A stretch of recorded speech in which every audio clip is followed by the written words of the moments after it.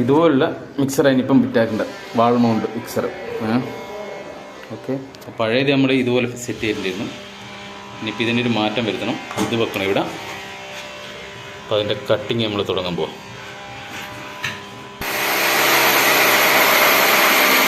ഈ മിക്സറിലേക്ക് ചൂടുവെള്ളവും പച്ചവെള്ളവും എത്തിക്കണം.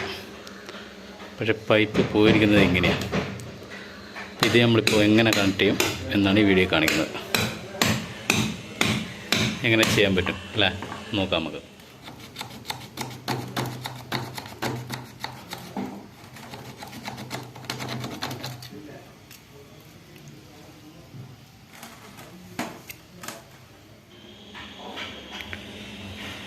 എല്ലാം കട്ട് ചെയ്തു.